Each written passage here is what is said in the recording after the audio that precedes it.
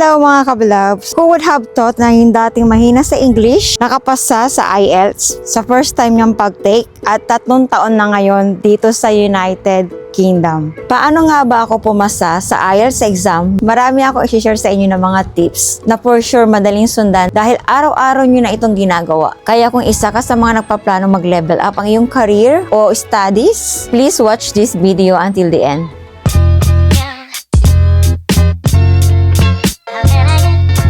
Alam natin lahat na kapag magaling tayo sa English, maraming opportunity ang magbubukas sa atin. Naisipan kong gumawa ng part 2 ng ganitong topic dahil simula nang inilabas ko yung topic na how I passed my IELTS exam for the first time. Isa siya sa most top viewed videos ko and until now, marami pa rin nagko-comments. So sabi ko, gawan ko kaya ito ng part 2 kasi binalikan ko siya at hindi ko pala nabanggit doon lahat ng mga tools na ginamit ko or yung mga ways na nakatulong sa akin para maipasa ko yung IELTS exam ko. So, counting context lang sa topic na ito mga kabilabs. Bago ka kasi makapunta dito sa UK, kauna-unahan mong i-comply na requirements ay dapat meron ka ng IELTS. So, dapat maipasa mo yon. Yung pag sinabing IELTS kasi, ang ibig sabihin nun, kung hindi ako nagkakamali, is International English Learning Testing System.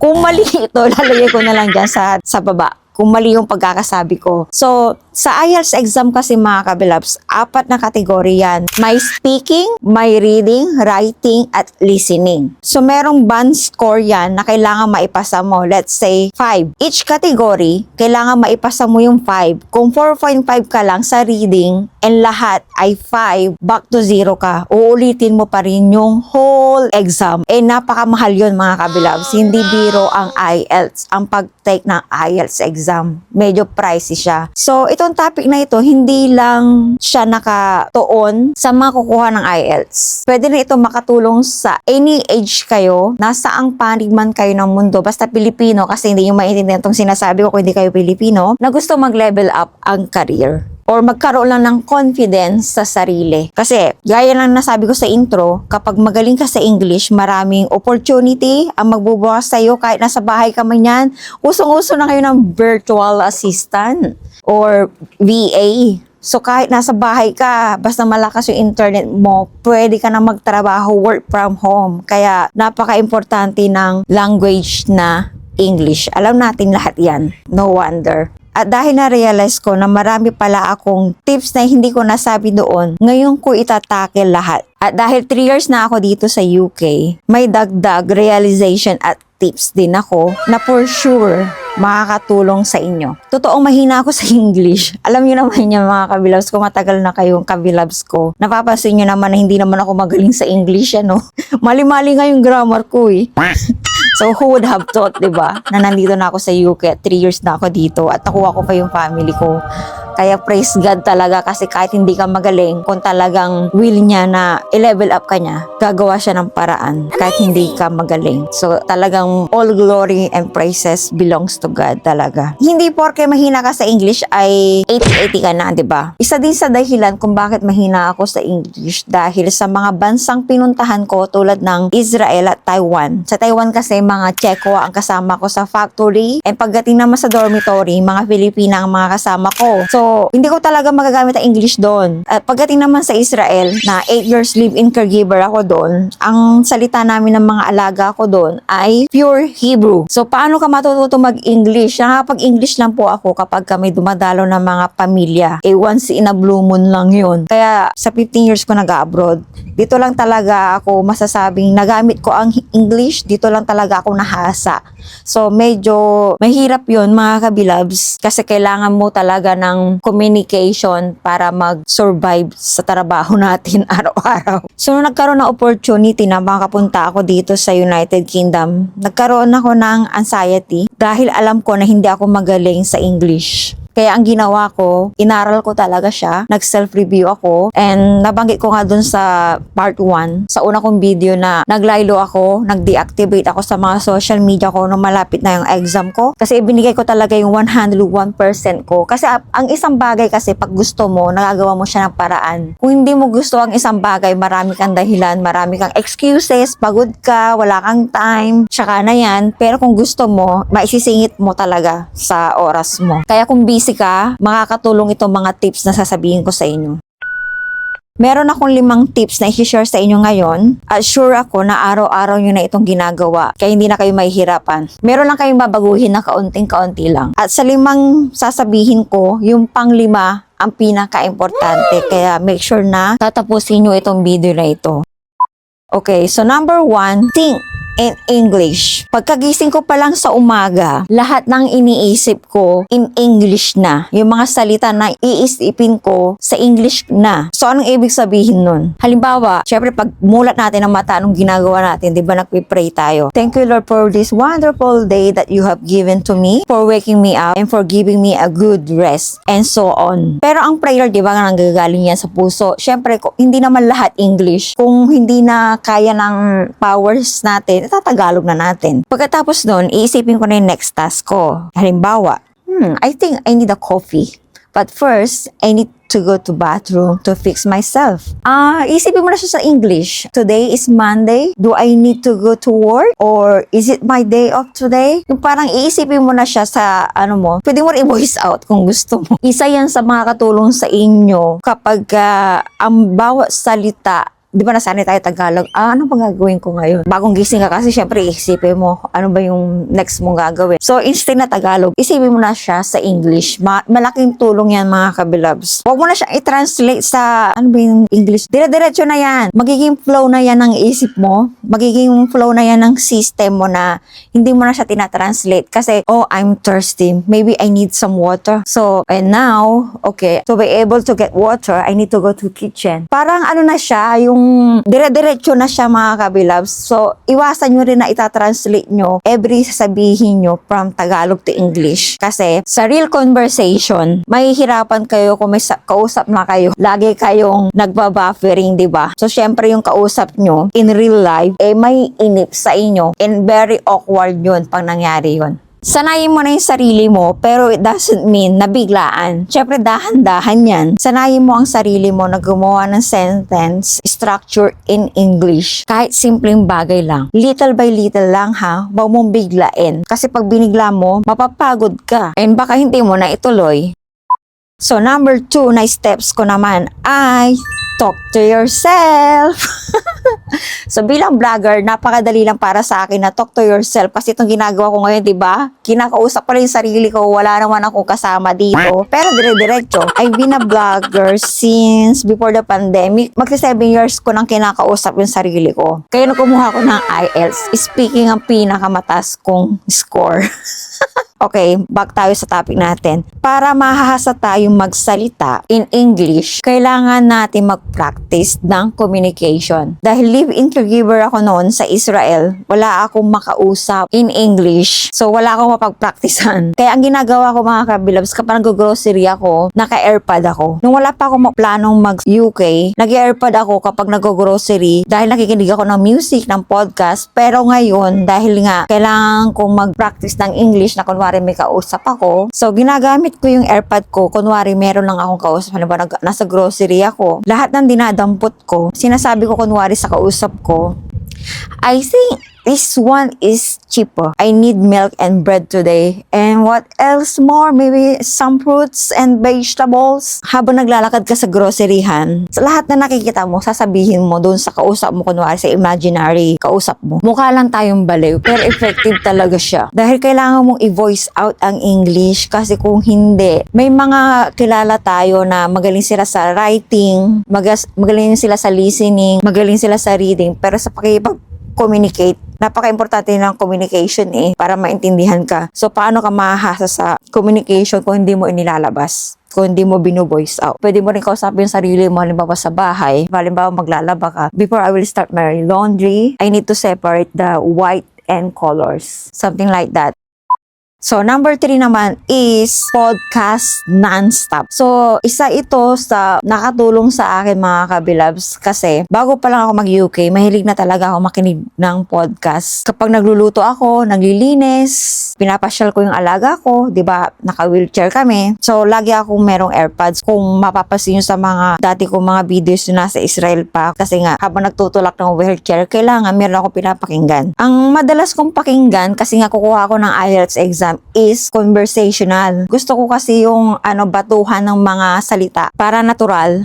At dahil UK yung pupuntahan ko, naghanap ako ng mga British accent. Yun yung hinanap ko. So, depende sa inyo kung saan kayo pupunta. Halimbawa lang na pupunta kayo sa Australia or sa Canada, for sure, iba yung accent nila doon. So, yun yung pag-aralan nyo. Doon kayo mag-focus kung paupunta kayo sa ibang bansa. Pero kung gusto nyo lang mag-level up, doon na tayo sa American accent na nakasanayan natin. Halimbawa, nasa Pilipinas kayo. So, tingnan nyo na rin kung saan yung kailangan yung pagtuunan ng pansin. Kasi marirealize mo na nasabi ko na depende sa target nyong pupuntahan na bansa. Dahil tayo kasi na lumaki at nag-aral sa Pilipinas, mas exposed tayo sa American accent. Pero nung nakarating ako dito sa UK, na-realize ko na malaki pala ang difference ng British at American English. Mapa-accent man yan o terms na ginagamit nila. So, tulad sa elevator, nasanay tayo na sa English term ay elevator, dito naman ay lift. Pagdating naman sa underwear, ang tawag nila ay pants. So, sobrang dami. Hindi ko na isa-isa yung mga kabilabs. Kaya kung anong bansa ang pupunta mo, doon ka mag-focus. Ngayon nandito na ako sa UK, ang malimit kong pakinggang podcast ay English preaching naman ang malimit kong pakinggan. Kasi kailangan kasi pag may ginagawa ako,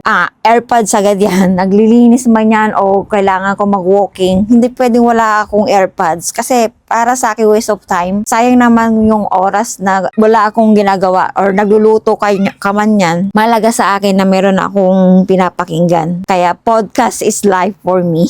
Kahit sa work, mga kabilabs, para hindi ako antukin, di ba? Lagi akong night shift. Most of the time, night shift ako. So, kailangan ko ng pampagising, topic na napapakinggan. May mga links na ilalagay ako sa comment section na baka makatulong sa inyo. I-check nyo na lang po.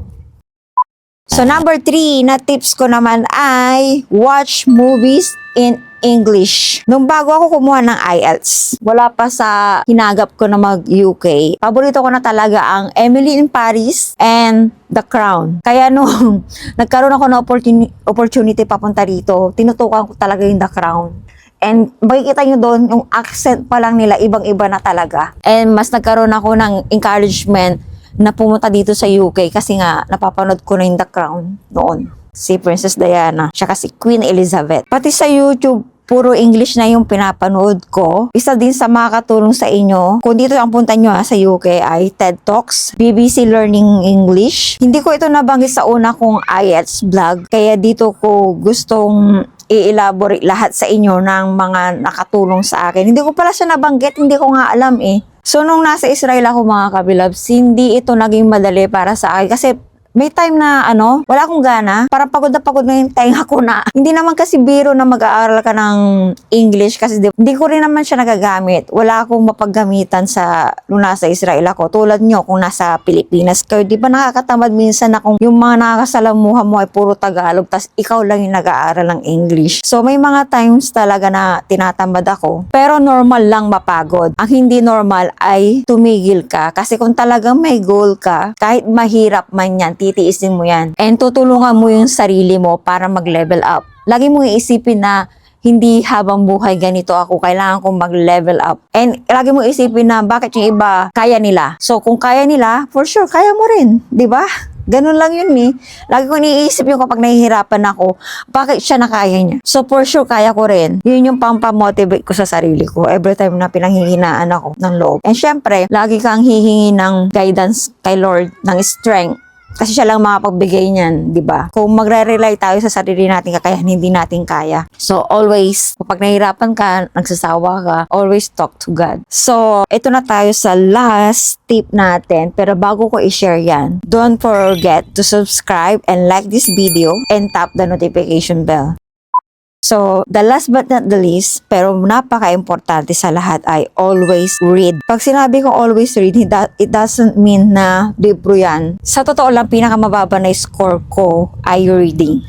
sa IELTS. Siguro dahil hindi ko nakahiligan magbasa ng libro nung nasa Israel ako kasi wala akong nakikitang English book. Pero ngayon nandito na ako sa UK, bumalik ang hilig ko sa pagbabasa. Nung kabataan ko mga kabilabs, lagi akong nagbabasa ng pocketbook. Precious, ano ba yung Precious Romance? I-comments down below nga kung anong klaseng pocketbook yun. Alam mo, nagre-renta pa ako noon, di ba? Uso pa yun yung re-rentahan mo yung pocketbook. Mahilig naman ako magbasa. Kasi parang yung imagination ko. Saka mahilig ako sa storytelling. Mahilig din ako sa history. Pagdating naman sa English, parang ang hirap, di ba? Ang hirap pag English na yung babasahin mo. So, dahil pagdating ko dito ay very accessible ang mga libro and English na siya, naiintindihan ko na siya. I mean, dati kasi 'di ba Chinese. Pupunta ka sa mga bookstore Chinese, 'di ba Taiwan. Pagdating ko naman sa Israel ay mga Hebrew. So hindi ako na-expose sa mga English books or English na mahilig ako sa romance or sa mga life lesson na mga books. Dito very accessible. Maraming libraries na free and lalayo pa ba tayo? Yung anak ko mahilig bumili ng libro. So, minsan, doon na lang ako nakikibasa, kumukuha na lang ako sa kanyang kwarto. Kasi mahilig siya sa mga romance books. So, imbes na bumili, nakikibasa na lang ako. Bakit ito yung nasabi kong pinaka-importante, mga kabilabs? Dahil ang pagbabasa ay nadadagdagan ang vocabulary natin. Vocabulary.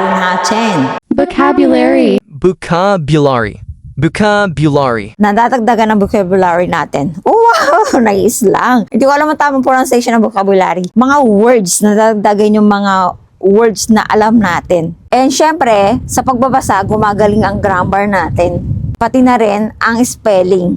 Nagiging aware tayo sa mga spelling natin. At pinaka-importante, nakakatulong ang pagbabasa sa comprehension or pagkaunawa natin sa salitang English. Let me explain. Marami ako nababasa sa comments na marunong naman sila magbasa ng English, pero bakit nahihirapan silang intindihin ito? Kaya 'di ba, sabi nila, nakikita ko lang to mga kabilabsa, don't get me wrong, ang mga Pilipino daw ay mahilig mag-comment sagad without or hindi mo na iniintindi maigi yung article. So malimit ko yung mabasa mga kabilabs sa Facebook Mahina daw ang mga Pilipino sa reading comprehension. So, don't get me wrong, nabasa ko lang po ito, mga kabilabs. Kaya napaka-importante na gawing habit ang pagbabasa. Kung hindi ka mahilig magbasa, kasi inaantok ka, marami akong kilalang ganun na hindi mahilig magbasa, inaantok daw sila. Magsimula ka sa topic na gusto mo, like sa showbiz ba yan, entertainment ba yan, sports, romance, storytelling. So maghanap ka ng magazines, newspapers, or sa online articles. Doon pa lang, yung parang gawin mo siyang habit na makapagbasa kahit 10 to 20 minutes, napakalaking tulong na nun para magsimula yung eagerness natin na magbasa uli. Yung sinasabi kong 10 to 20 minutes, hindi once a week yan kung kaya natin gawin na once a day. So, ang ginagawa ko ngayon mga kabilabs, dahil nakakaantok nga naman talaga, totoo naman talaga nakakaantok kapag babasa. So, ginagawa ko siya bago matulog, nagbabasa ako. So, hanggang sa antokin na ako, ititigil ko na yung pagbabasa. Pero minsan, kapag ka nasa yung napakagandang topic, yung 20 minutes nagiging isang oras. Hanggang sa buhay ng oras na kailangan mo nang matulog. So, bukod sa mga nabanggit kong 5, may bonus tip tayo. Journaling. Bumili ka ng notebook or diary. Isulat mo doon yung araw-araw mong ginagawa. Siyempre, sa English sa English word. Kahit mali-mali yung grammar, okay lang yan. Kasi as the time goes by, makikita mo yung improvement mo. So, halimbawa, today, I did my laundry and clean the house using vacuum and mop. Believe me, as time goes by, makikita mo yung improvement mo and ma-amaze ka na ganito pala yung susulat ko dati. Ganito pala yung English ko dati. So, lalo kang mamomotivate na ipagpatuloy. So, pag sinabing diary, hindi na maibig sabihin na buong araw, nakakapagod yun. So, kahit ilang paragraph lang, okay na yun. Pagdating naman sa realizations, dahil 3 years na ako dito sa United Kingdom, i-share ko lang kung bakit napakalaking advantage na marunong tayo mag-English kasi napaka-importante ng communication para maintindihan kanila, especially sa work. Nakaka-frustrate kasi kapag hindi mo ma-explain yung sarili mo, halimbawa may nangyaring issue, hindi mo maiiwasan yung mga issue na yan. So, napaka-importante na kaya mong i-elaborate yung nangyari kaya mong i-justify yung sarili mo, kaya mong i-explain kung ano yung nangyari. Kasi kung hindi mo kaya ipagtanggol o explain, minsan mababa yung tingin nila sa'yo. Pero kung kaya mo magsalita at magpaliwanag ng maayos, iba rin ang respeto na ibibigay nila sa'yo. We need real communication and conversation para mas maintindihan tayo at mas magkaroon tayo ng confidence sa sarili natin. Napakasarap kaya ng kaya mo i-justify yung sarili mo, 'di ba? Kahit na anumang lahi man 'yan. Akalain mo yon, matatapos na tayo sa topic natin. So conclusion naman, ang lahat na nabanggit kong tips ay marahil ginagawa nyo na araw-araw. Simula sa pagising nyo sa umaga, think in English, talk to yourself, podcast non-stop. So instead of music, mag-podcast muna tayo. And movies na in English, di ba lagi naman tayo nanonood. And number 5, always read. Di ba sa mga nabanggit ko, makikita nyo, hindi naman kayo gumastos, hindi naman kayo bumili ng bagong materials. Kumbaga, araw-araw nyo nang ginagawa. Araw-araw na natin ginagawa. Ang kaibahan lang is, babaguhin lang natin yung the way we think. Kasi may goal tayo. Ang kaibahan lang ay ida-divert lang natin ang focus natin sa English. Hindi mo kailangan ng sobrang oras. Kahit 10 to 20 minutes lang everyday. Basta lang consistent tayo, ha? Hindi yung kung kailan nating maisipan. Kasi kailangan natin maging habit and eventually magiging routine na natin na kasama na ang English sa pang-araw-araw nating pamumuhay. Makikita mo yung improvement. Huwag ka magmadali, ha. Syempre sa una mahirap yan, pero tiwala lang sa sarili mo. Kasi at the end of the day, walang ibang tutulong sa atin kundi sarili natin, di ba? Tayo lang din naman na makakatulong sa sarili natin. Kaya kung gusto natin mag-level up, gusto natin lumabas sa comfort zone natin, gusto nating mag-grow, kailangan natin tulungan ang sarili natin. Basta focus lang kayo sa inyong goals and believe in yourself and always pray to God and live all your dreams and goals to Him. All the best sa inyong lahat. At kung sa tingin ninyo nakatulong ang topic natin today, don't forget to tap the hype. Nandiyan lang po sa hilera ng like, share, tapos iganyan nyo ng kaunti. Makikita nyo yung hype button. And syempre, share your thoughts in the comment section. Ano yung susunod na topic na gusto nyo itackle? Wow! Baka meron kayong gustong request. So, tatanggap na tayo ng request topic ngayon. Basta kaya natin, ha. Basta kaya ng oras at kaya ng powers natin. Why not, diba? So, thank you po and God bless po sa ating lahat. Bye! When I think about His grace, His freedom, something like a woman prays. I'm grateful for the loving that you gave. It's so amazing.